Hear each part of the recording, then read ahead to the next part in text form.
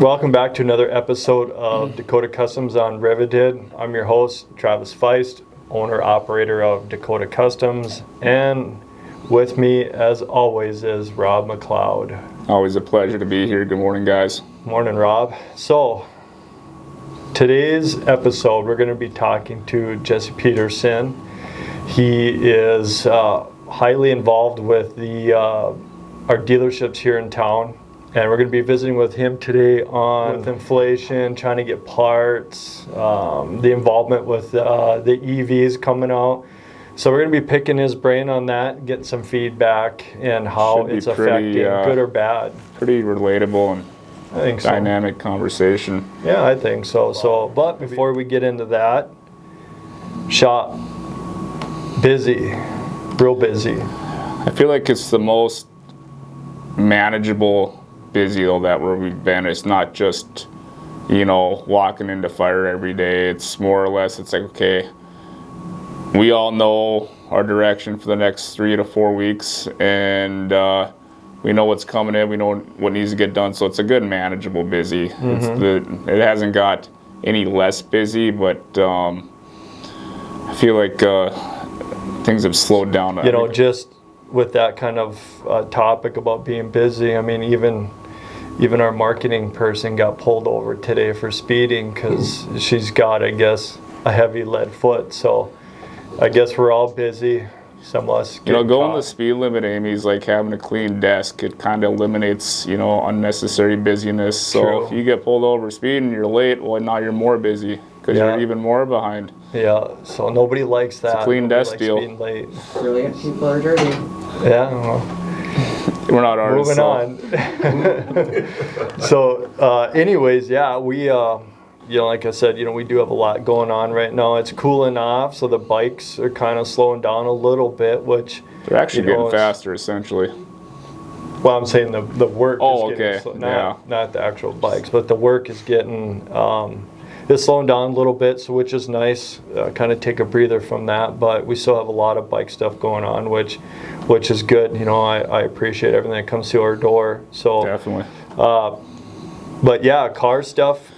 Kind of getting, and that's what we're going to lead into today with Jesse. Is whole car industry, as you can see, like everything. It's like a fad. Everything changes. Right now. Muscle cars, classics, restoration. I mean, that's huge right now. And what do you think, Jesse? Actually, thanks for being on our show today, taking the time out and coming. Thanks for having me. Yeah, you bet. Tell us about you, how you got in, because I know you're actually been in the industry for years and years and years. So you just didn't walk into this. You've actually been a part of this for most of your life, correct? That's right. I started in 1992 when I was 12 years old. I'm 43 now. I started washing cars at my dad's Ford dealership in Monticello, Minnesota. Fast forward, I moved to Bismarck in Mandan in 2005. I started selling cars at ID Ford then, and then as the years progressed, I moved through management, things like that there, and then of course we've added dealerships since then. So yeah, I would have to say I have some experience in the business, and yeah, it's been a part of my life for my whole life, really. You just didn't come into selling, managing, and owning a dealership. Like you actually started at the bottom. The ins and outs, what it takes. Yeah. Of everything throughout that. And that's what makes a good leader, honestly. Yeah.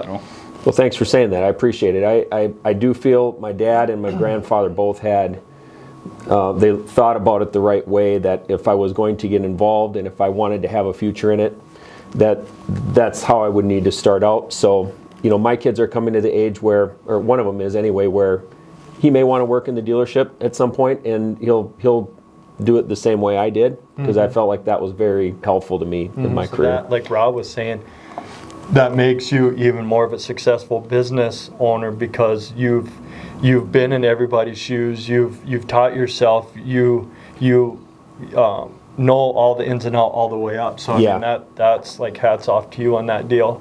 Thank you. Yeah, you have to be able to do it in business. Like you have to yourself be able to do it if you're going to be the guy at the top. I believe, yeah. Yeah, it's been a roller coaster. When 2020 started, it was weird. We had we had almost too much inventory. The manufacturers had like banks of inventory that were piled up across the country. I mean, millions of unsold vehicles to dealers that they had produced and couldn't sell to dealers. And so that's how 2020 started. And when you think about the stark contrast from that to today, we were overloaded with inventory, I guess, almost 3 years ago now. And it very quickly changed once COVID hit. Supply chains are death. There was a lot of reasons for it. COVID was the biggest driver of it, but now it's just incredibly different with, we have 2 Ford dealerships, and between the 2 of them, we might have 10 new Fords for sale, whereas it would have been 400 3 years ago between the 2. And so that's a very big difference, and it's obviously changed the pricing and all of that stuff. When you take supply away from something, take 90% of the supply away and see what happens to prices. I mean, it's crazy. Right. It's and demand goes up during that same time. Supply and demand, yep. Yeah. So are you still feeling the wrath of COVID? Because even like us in our industry, COVID was here in 19. This is 2022. We're going on 2023. Yeah. And we make phone calls, feel it. and it's still like you talk to manufacturers, and they're like, well, due to COVID, really we haven't moved on yet from that. Do you get the same?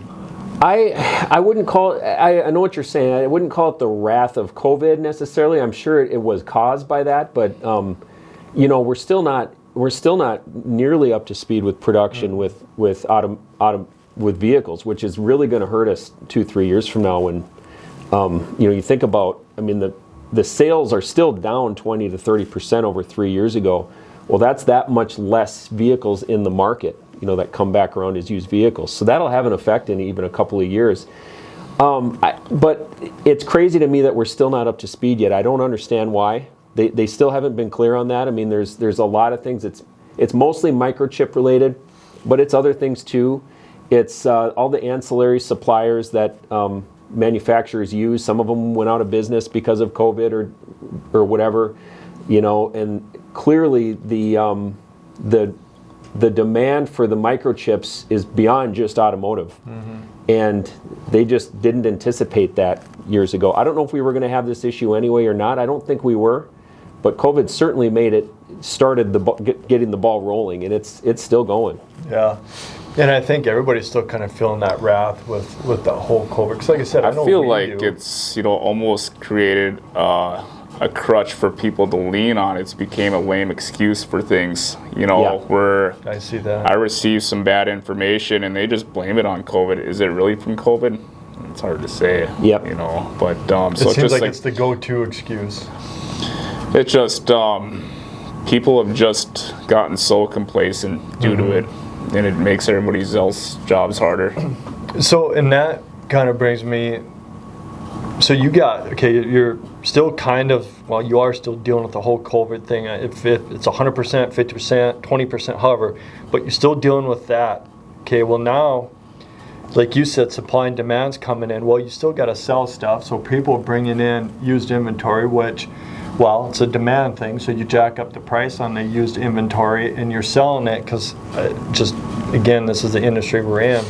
People are paying way more for used stuff than what it's probably actually worth in real dollar amount because people still need vehicles and there's not a lot of new ones to fill that demand, so people are spending good money on used. But at what point is that scale going to tilt the other way and people are going to be, let's say, 3-4 years from now, they come in and say, hey, I got this 2017 F350 that was used and I paid well over market value for it, but now I want to trade it in. Well, now it's going the other way. The microchips are coming in. The new vehicles are starting to fill up the lot. Mm-hmm. And be like, well, now that vehicle that you paid for really isn't what it's worth because the demand is going the other way. What kind of hit is that you think that's going to take? We know it's going to come. We know. But it's like and sometimes I sit back and think, like, is it the bank that's going to be the one taking that hit? Because they're going to be upside down on that piece if they ever come in. Because when you trade a vehicle in, and if that's what you're getting offered, but you still owe money on it, well, you transfer over to this one. Well, now you're overpaying for this one. Well, then if banks are losing money, they're going to jack up the interest rates, which is going to affect people to not buy expensive vehicles because they can't afford the interest rates. I agree with you. It's my opinion, but I think there'll be a day of reckoning on that. The used, keep in mind, used prices have gone up because, in my world, what I have to pay for one has gone up. Yep. But it was a weird phenomenon, and it was the craziest thing I've ever seen. And if you were to look at any kind of index, so you could just Google used car price index or something like that, it happened in March of 2021 where it went up 20%. So a vehicle that you would have paid, just easy math, $10,000 for wholesale or retail, whatever, went up 20%, literally in a day. And the graph, shows this spike in value. The book values changed in April to reflect it. I've never seen that big of a jump in 1 month before. You would see first of all, used vehicle prices almost never go up over time; they go down. Right. And then it went up in the course of a day or two. Quick and big time, yeah. So our inventory value went up a huge amount by that amount, but also prices we had to pay. And I don't know why it was April of 21 or March of 21, but that's when that started significantly. To your point, yes, I think definitely there's a day of reckoning, and yes, banks are going to, those statistics of repossessions and those types of things they're already going up, to be honest with you. And we're going to see more of that for sure. Well, it's just tough because it puts you as a dealer in a bad spot because you almost look at the bad guy. You almost look like the bad guy charges so much, but that's just the numbers you're stuck to work with, I think my grandfather always told me that we just have to roll with the punches, and it ebbs and flows, and things go up and they go down, and you adapt. Yeah. And I think consumers mostly understand that because they do. They've gone to it, so especially if they've been shopping around, they know if that's a fair price or not. Yeah. We the way, not to get into how we do our business, but we because you're probably not interested in it, but we price our vehicles to the market, so they understand what the market is. Customers know that, and they're seeing it in all the other aspects of what they're purchasing, because they're not just buying cars right now. They're buying homes, they're buying appliances. People are buying everything, and they know prices are up everywhere. Across the board. Yeah, so it's, kind of gets me to that question of inflation. So it's just, it's not in the car world, like you said, it's everywhere. If you watch the news, you'll see it's everything that you purchase, and it's not even purchasing, it's even just our everyday living has gone up. So it's just nothing to do with well, you're the bad guy because you sold me an expensive car. No, it's the whole world has increased in everything that you do. Even, restaurants to supplies to food, everything is high. Your utilities, everything has gone up. So it's bad enough that, as a dealer, or even everybody, you come into it and you first got to deal with COVID. It's like, okay, well that really sucked.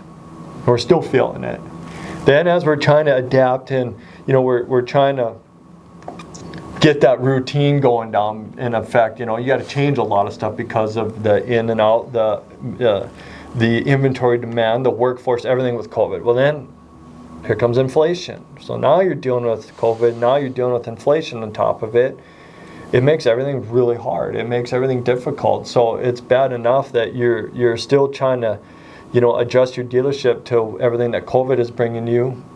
But now on top of all that, then you have the inflation. It's got to be hard. Well, I guess I take a little different view on inflation. I obviously, like everyone else, I'm not happy with it, but I know what, a lot of it is the price of a vehicle, it plays a huge part in the overall inflation. And that's up, let's say 40% in the last year and a half.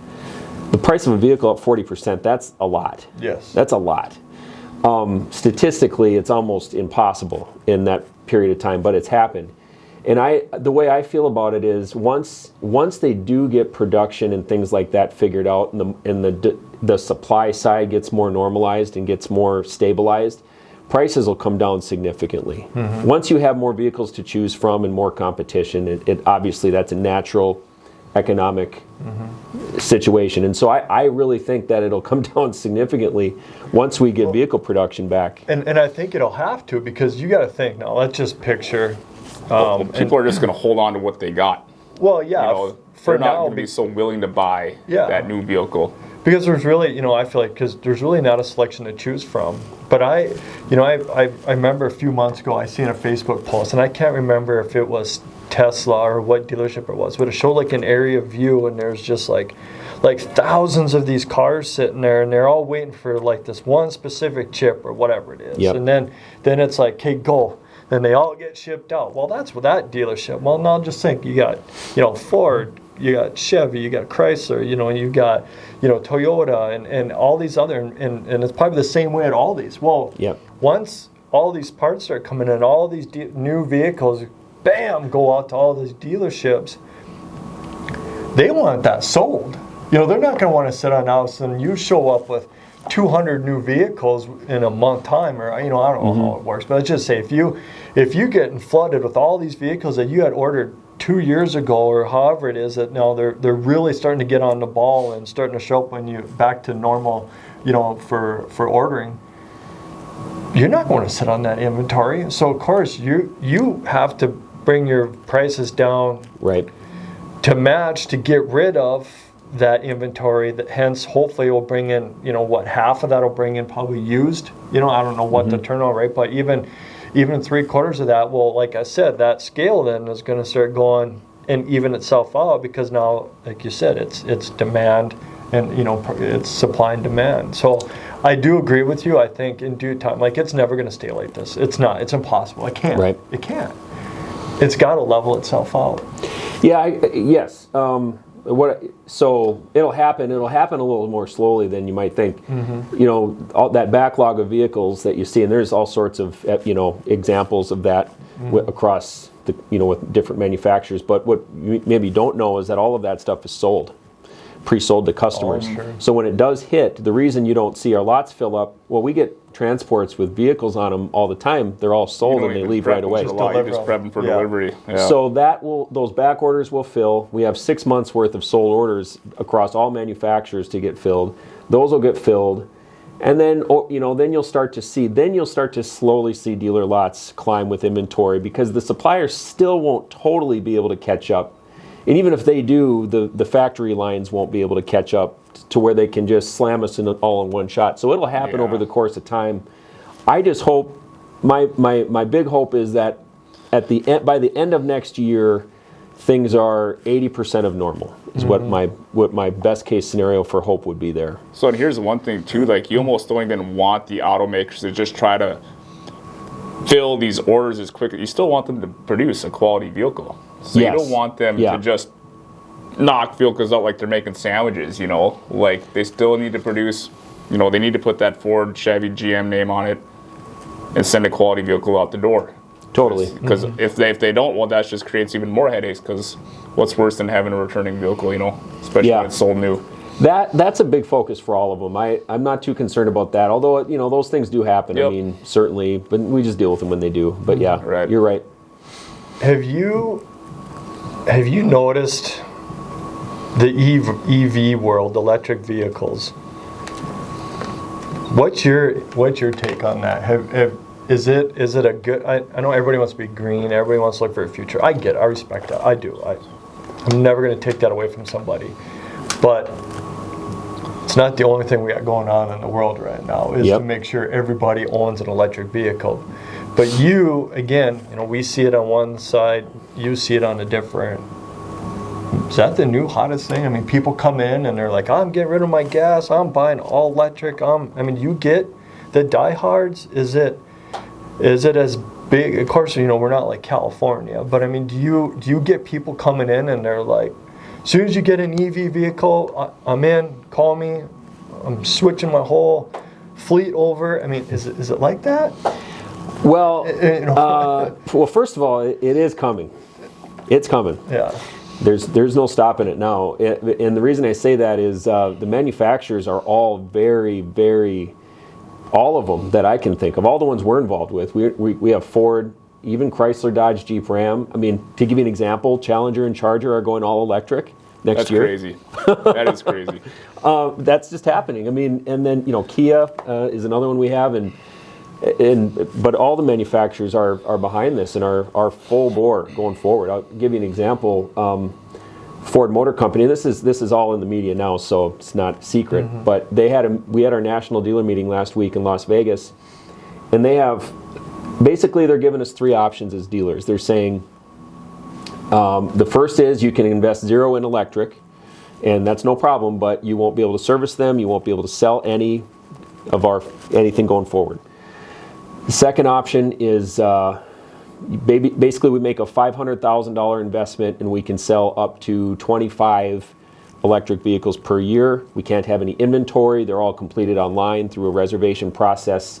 We can deliver them, and we have limited, I think we have to have one fast charger or something, one that charges it within 15 minutes or whatever, which is most of the $500,000 investment.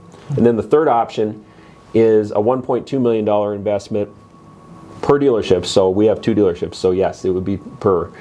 And we'd have significant investment in EV chargers. We can service them. We'd have some inventory. They said some. They made that very clear. But then there wouldn't be a limit on how many we can sell.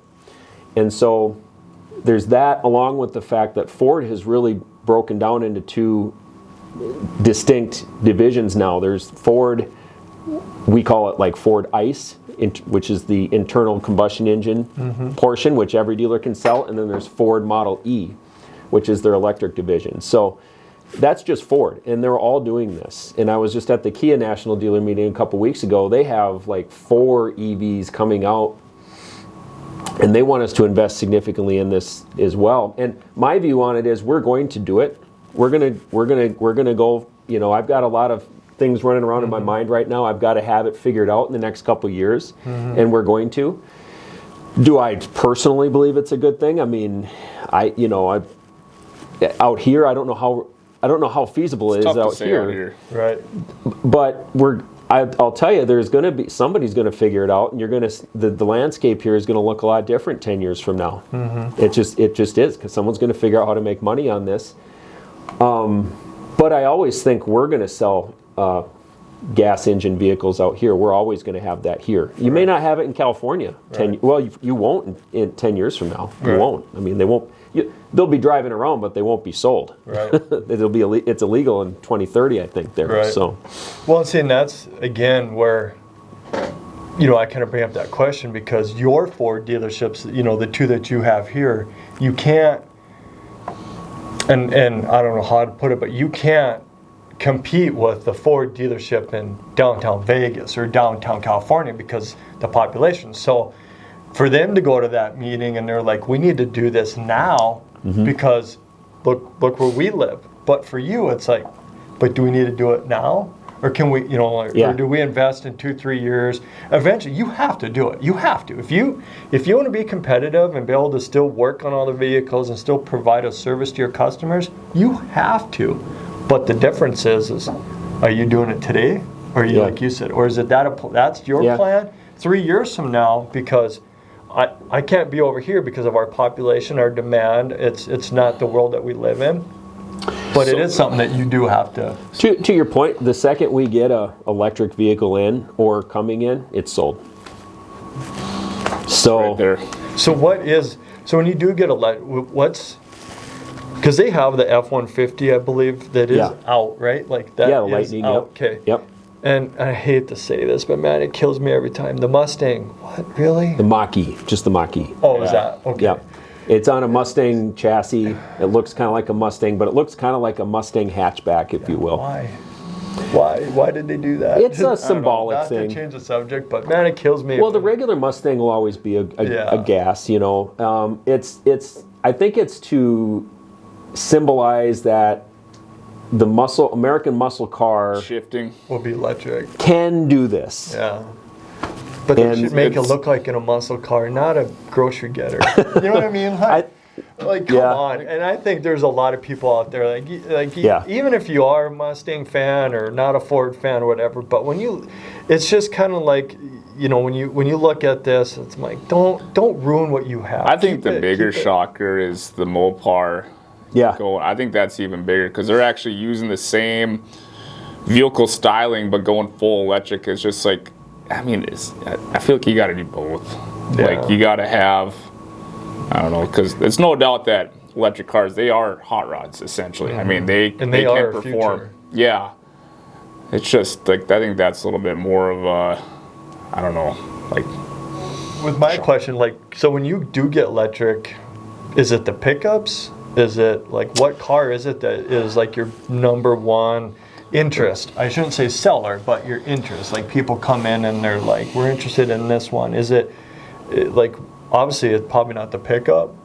We've been taking order. Yeah, the Lightning F-150's been big. We've been taking a lot of orders on that, and those are starting to come in. And we can't even fill all the orders we get. Like, we've got a back order on that for probably the next year and a half. Wow. What's been the feedback on those trucks? I'm just curious. We've only delivered a few of them so far. They're just starting to trickle out. A few rolling around town. It's like, okay, people are driving them, but.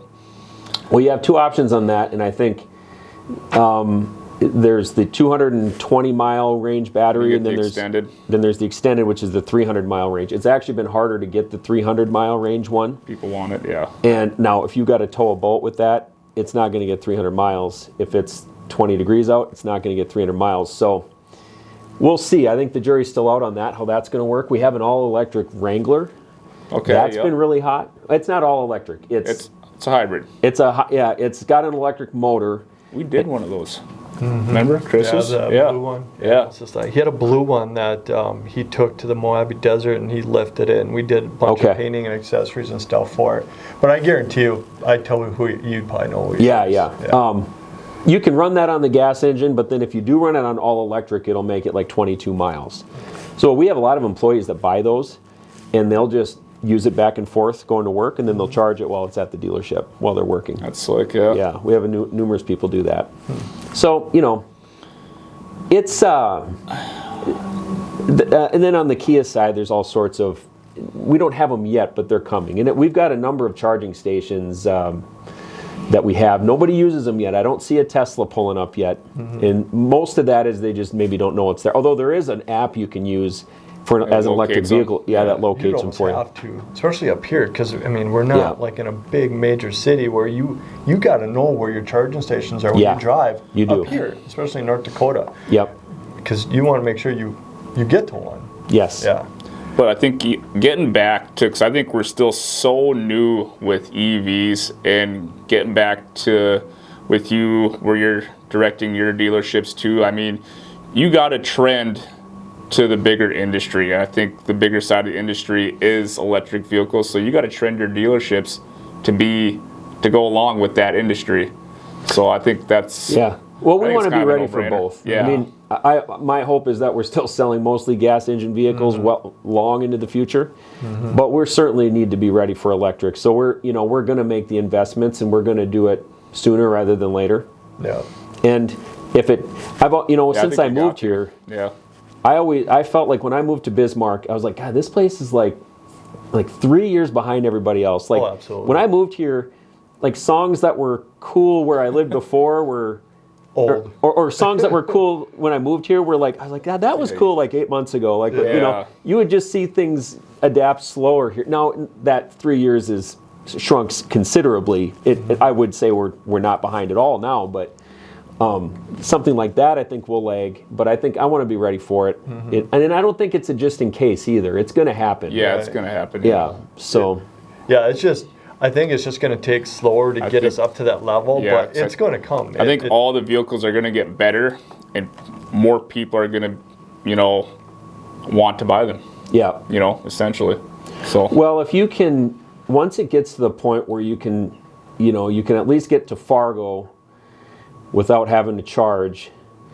And then when you do have to charge, if you can do it in 15 minutes or less, just like a stop to the gas station, once it gets to that, then then the electric will be off and running. And it's not too expensive. And I think that part will be taken care of by the production part of it as they're mass produced and we have plenty of availability. It's going to happen, and it might happen faster than we think. I think so too. I think that the EV world's going to evolve faster than what we're probably going to be expecting. I think it's off and running. Yeah. I've talked to gas station owners.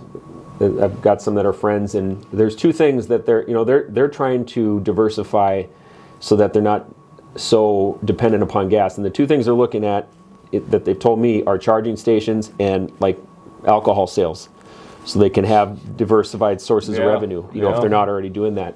But I mean, they can charge for the charging stations, charge customers for them, and they can monetize that. Mm-hmm. And I think what I'm afraid of is people that are going to be, I wouldn't say biased against EV, but are still going to be like, no, I'm going to hang on to my gas-powered vehicle. They're just not sold yet. Yeah, I just hope that we don't get the wrath to be like, well, if you don't want to switch, we're going to just keep jacking up, fuel prices and everything else to force us to go on to buy EV just for that situation. But I look at it to where I feel like every EV that comes out and the more people that buy EVs make the classic muscle car industry just that much more valuable, because the more electric vehicles come out and people are going to want that engine roaring classic muscle car that's just going to be worth so much more money throughout the years. Even and I keep thinking it's funny, but Judge, what is it? I'm trying to think of what movie that with Stallone in it. Judge Dredd. I think it was, and they went down in this basement where all these people that weren't about the future, and there was that GTO down there with a gas motor, and everybody was like this is like the icon thing because it's like there's a gas hot rod muscle car down here, and I think like that's going to be us, what, in 20 years, 30, who knows? Like when you see a gas powered muscle car, people are going to be like, wow, do you remember these? We used to drive these around. I think it's worth so much money. We're even kind of at that point with like carbureted motors. We got into the world of fuel injection, and it's like you see something run around on a carburetor, it's like, dang, that thing's running, Mm-hmm. Yeah, it's a different world, but it just, again, every new thing that comes out will only value, for us in our industry, the classic muscle car thing. So, that'll never die. That'll never die. I don't believe it'll ever die, just because it's just the value of them are just going to skyrocket more and more and more. So totally. Which that's probably the good positive thing out of all this with going electric. It's only going to increase the value of that industry over here. So which is nice. Have you noticed with the electric vehicles coming out, the price difference? Buying. If I roll up in your dealership and I see the Ford Lightning half-ton F-150 or gas-powered F-150, I guess I'm asking because I don't know. I've never priced them out. But are they comparable, or is one like you're going to spend way more money for electric, or is it way more expensive for the gas, or are they comparable, or do you see the electric industry being less expensive because there's less parts? I guess I should say there's less into it, or how does that all work? If you're able to find a Lightning available for sale, the MSRP of one is very comparable to a gas. As far as that goes, very comparable. If dealers have them available for sale, there's a huge premium on the market adjustment dealer markup, if you will, because there's just so few available.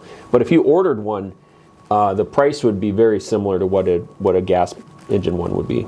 So it's not really shocking either which way. You're not going to invest way more. And I think that'll get better over time. Yeah, I think that was Ford's goal too. Yeah. And I think you're going to find that, I think, in most of the dealerships across the board, because again, everybody has to be competitive. Yeah. To where if like Chevy or Ford, and I say that because that's the country we live up here. We're not in Tesla country up here 100%. We are a little bit, but not like Ford, Chevy, Mopar, to where they have to be comparable, because again, just like anything else, it's the industry that we live in, So you think that EVs are going to be comparable to the gas. just to keep people interested in what they're purchasing. Right. Yeah. And that's one thing that they stated too with the investment they want us to make. They want us to sell those for one price, if you will, like at MSRP or whatever that price point is. And part of that is they want the customer's experience to be at a high level. I mean, they're really thinking about this thing all the way around. And then the way we get paid, we kind of get paid a back-end commission by Ford, if you will, based on our customer satisfaction and meeting certain standards and things like that. You don't get it directly from dealer markup. You get it, Right. So that's smart, actually. That's pretty cool. Yep. So, we talk a lot about Fords. And I know that's not, like, you dabble in other dealerships. So you got Ford, Kia, you have Chrysler. Yep. We have 2 Ford dealerships here, obviously Bismarck, Mandan, and then we have the Kia. We have Chrysler, Dodge, Jeep, Ram here, and then we have 2 Chrysler, Dodge, Jeep, Ram dealerships in Minnesota. So are you feeling, is Chrysler, Mopar, are they, you said you were at a Ford convention.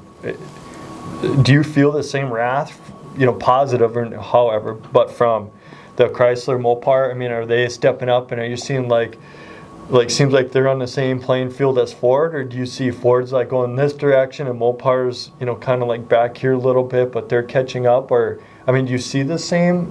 I do.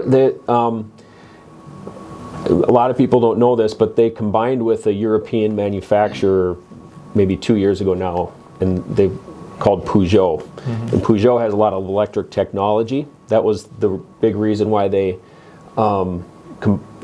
merged with them, and they formed a new parent company called Stellantis.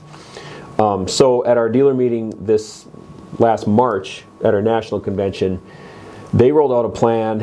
I can't remember if it was 24 or 25, but every Chrysler, Dodge, Jeep, Ram vehicle might be 2024 model year will have a electric vehicle variant. So you'll have a Ram 1500 electric out there. You'll have a Grand Cherokee's coming now. That's here now. Mm-hmm. But as you saw, Charger, Challenger, but everything is going to. Now I don't know on the heavies. The heavy duty ones may not, but every other one is going to have electric. So they want us to invest heavily in it too. They don't have as defined of a plan on that yet.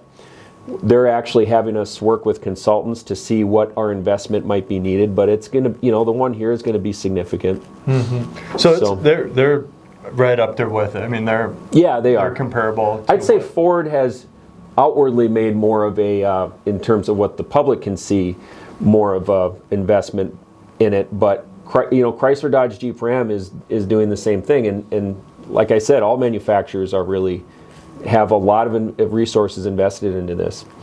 So this is what I remember I was going to ask you. So we're sitting here talking EVs, gas, comparable, and I feel like we live in diesel country up here. There's a lot of diesel trucks, farmers, ranchers, rig hands, just guys that love diesels. Well, they get the job done, they're needed, Where are we at there? I mean, is Ford like, hey, can we build electric 3/4 ton, 1 ton, dually, 450, 550, whatever? Can we build electric comparable, or are we over here putting all our R&D and making a better diesel? Where are we at there? Because it's got to be coming up. If you're building half tons, look at how many 3/4, 1 ton heavy duties are out there. They have to be working on something. Where are we at in that playing field? Well, do you know? So I don't know. Give us a little insight, or I don't know the answer to that, but what I can tell you is that a diesel F350 or F250 is the most profitable vehicle Ford sells. Profitable for Ford, that means. Mm-hmm. So they made a lot of money when they sold it to me, the dealer. Mm-hmm. And they're very, very hard to get. I mean, if you wanted to buy one today, you'd either pay $10,000 over MSRP, or you would order one and maybe it's here in 6 months. Yeah. Because there's such a backlog of orders. So I guess my opinion is I don't see that going away, but I also probably see the R&D people that they have invested in, which is a lot of them, probably trying to they may have a little team find a way to do that with electric. Mm-hmm. Because I think because they know that they have to step up their game. They can't build electric half ton like they do a 3/4 and 1 ton, because the reason why you have that truck is you're pulling, you're using it, it's a tool. Not for everybody, but for the most part. But the commercial side, like semis, they've been dabbling into getting fully electric semis, so it's just like if they can scale that down, it's like it ain't out of the picture. No, it's not. I think the biggest thing of it is how to accommodate, because how many ranchers, farmers, even commercial people, well, if they're buying fleets of diesel or 3/4 to 1 ton, or like I said, heavy duties, however, I mean, that comes with a whole expense of, well, not every farmer or rancher lives close enough to town where they can bring it in, every 3 days to charge it or whatever, so. They'll have to invest in that themselves. Like, that's another, where if you're buying a half ton or a car, well, you're probably driving to town with that or doing stuff, well, you can charge it however, or a lot of people are buying in town. But a lot of these guys, they live out on farms and ranches, so that's another investment that they have to look into. But they're using that, like you said, they're going to be using that truck when it's 30 below, 20 below. Yeah, there's kind of two dynamics to that I see. So two reasons why people use diesels is for, they run them hard for extended times, and they got power, they got torque. Well, on the electric side, the torque's there. Mm-hmm. Yes. They could use it for, a workhorse from the pulling side, but, to go have that thing as a welding rig, running, 20 blowout on a pipeline job, probably not a good vehicle for it, Right. So it's like, they got to kind of maybe find a happy medium. Yeah, the power on electric, people don't realize this. The power's there. Power and torque are insane. It is the battery. Yep. So that's what they'll have to, and I'm sure that's what they'll have to figure out. Mm-hmm. Certainly with a truck like that, a commercial use vehicle. And I think like you were saying, like, it's coming. I mean, they're going to do it, but I think that's probably going to be one of the last ones that they probably perfect, because there's going to be so much more R&D to go into it. Because, like I said, a large number of the people that have them are using them as tools. Like, they're a work rig. They're not just your street truck. It's like with a lot of things. There's a lot of things that are definitely capable, but isn't marketable. You got to look at it from all angles. So it's like, I'm sure they could make, they'd have $225,000 into this 3/4 ton truck. Yeah, I'm sure they can do it. Mm-hmm. But are they going to be able to sell that truck? No.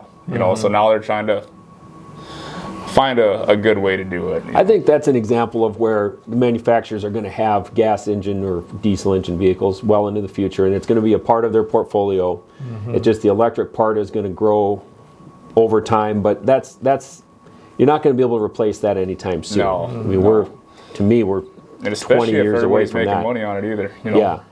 My thing is, I sit here and I wonder, like, what 10 years from now or 5 years from now, what's the trade-in going to be like on electric to, when somebody trades an electric vehicle, how do you look at it and be like, well, I don't know, just look at the motor and battery and everything else, like, where you look at a gas or diesel, I mean, they can test the battery life, and stuff like that. What the trade-in value is going to be like on electric vehicles come future, it's going to be a whole different ball game. Well, I hadn't thought of that, but my hope is, maybe it'll make it easier for us, and if that's the case, that's better for the customer too. Yeah. Mm-hmm. So they are a simpler vehicle. Mm-hmm. So I think that would, that's going to be something that, again, you're going to adapt to, and it's going to be a whole different era to get into, is trade in for electric and everything else, which and like, how is that going to lead into what we do? How are people, say 30% of the vehicles that are on the road are electric. So when people come to us and they want to make their vehicle different than that other electric vehicle they see on the road, like, well, can we go in there and increase the output of the batteries here, or can we do some driveline tricks to make them? It's like, I don't know how you can make them faster. They already haul ass. I think it's going to be a lot of just cosmetic, because you can't. You're kind of limited when it comes to stuff like that. But there's got to be a way. Like you said, just anything else, they'll figure it out. Yeah, it's common. The aftermarket world will have to figure it out, because for them to stay in business and to make, they're going to find ways to, like, well, we can sell this little trinket or sell this thing or this thing and this thing, and to keep that ball rolling. Yeah, I mean, you guys know this. The aftermarket industry is massive. People don't realize how big it is. Oh, it's huge. And how into customizing their vehicles people are. So we're all going to have to find new ways to make it work. And I'm pretty confident that all of us, me and you, are gonna be able to figure that out. Yeah, and just like anything, you know, I've said this 100 times too. School's never over. Right. And you know, you're always learning every that's the day, fun part. you know, and if you think it is, it's not. It's never over. Jesse, hey man, it's been a pleasure. I'm glad that you came on our show today and was willing to visit with us. I'm hoping we got to answer some questions that maybe our listeners were probably thinking of. Yeah, I think we covered a good. Yeah, no, that was good. Good broad of the basic good questions. I think that a lot of people were just ever thinking about. People are asking them. I'm hearing it a lot at our dealerships. So yeah. And I even in our industry too, you know, people always wonder like, well, what's the EV going to do to your company, or you know? So I think people are always asking that question. So I'm glad that you were able to come on and answer some of our questions. I do want to say that in the future, I want our listeners to keep listening. That with talking about EV vehicles, my goal is to I want to get somebody who is very knowledgeable on the electric, our world right now with electricity and how we're adjusting to all the new EVs coming out and the changes and the costs and everything. So I'm going to line that up. I don't know what episode it's going to be, but I do want to do that, and so that people can get not only from your point of view on selling electric vehicles, but what our world is going through and have to do to adjust to all the electric vehicles, because there's two different spectrums here, and I'm curious, and my mind goes, and we just get people on our show and ask them questions. So stay tuned for that. Also, if you have any concerns or questions or anything that you want us to talk about, feel free on our posts that we do on our Facebook, on our podcast. Do a comment, leave a comment. If you have something to say, questions to ask, anything you want to talk about, we'll answer your questions. We'll talk about some stuff. So don't be afraid to go on our Facebook and leave those comments. Also check out our Facebook or our website, dakotacustoms.com, and that's with a K and Z. If there's anything on there, you can also comment, check out our podcast, check out some of our pictures and our builds that we're doing. Or like always, just stop by. Or stop by the shop. So if there's any more questions or anything on this episode, feel free to stop in or comment, and we will, like I said, we'll feel free to answer them. Again, Jesse, thanks. Thanks for having me, guys. You were able to come and visit with us. So till next time, we'll see you. See you guys.